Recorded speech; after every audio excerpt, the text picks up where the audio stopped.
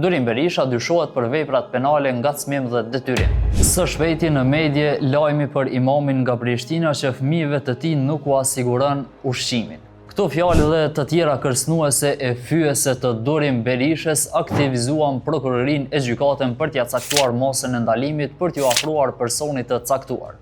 Durim Berisha ish këshilltari kryeministrit në detyrë Albin Kurti, rreth 38 vjeçar, më 2 maj ishte ndaluar për 48 orë pasi dyshohet se në vazhdimsi kishte ngacmuar dhe detyruar kunatin e tij Sami Fetahin, rreth 42 vjeç, si dhe vjehrin babain e gruas Tefik Fetahin përmes mesazheve kërcënuese dhe presionit të vazhdueshëm lidhur me një kontest civil.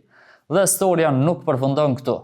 Durim Berisha nuk është ndaluar vetëm për mesazhe, derisa kishte shkuar edhe tek vendi i punës së ankuesit, tek xhamia e madhe në Prishtinë, ku kishte tentuar ta përballë dhe ta shqetësoj.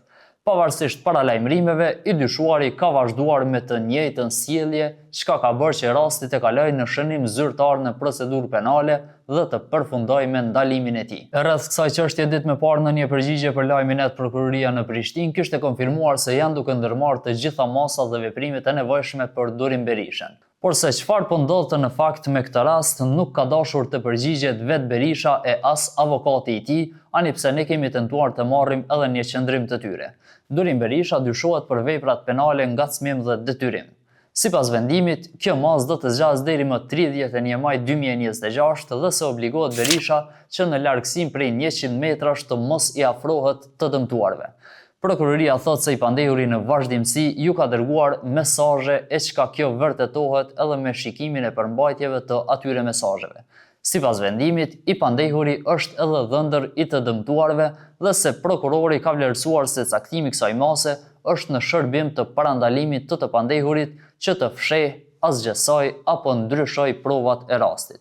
Në vendimin e gjykatës thuhet se i pandehuri Berisha nuk e ka kundërshtuar kërkesën e prokurorisë për caktimin e masës së sigurisë, duke pretenduar se nuk do të kryej kurrfarë vepre penale. Me kërkesë të prokurorisë u pajtua edhe mbrojtësi i Berishës, avokati Ngallënjim Makolli.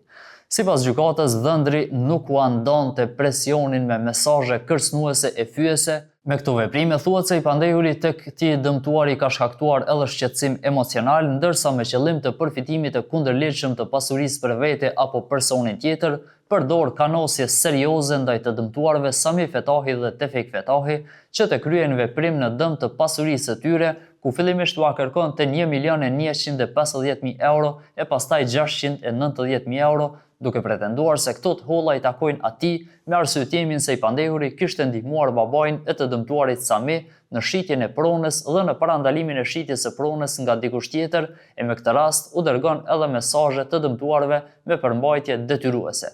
Më saktësisht, siç mësohet, babai i gruas së Durim Berishës kishte shitur një pronë ku më pas Berisha kishte filluar që ta shantazhojë familjen duke kërkuar para nga kjo shitje.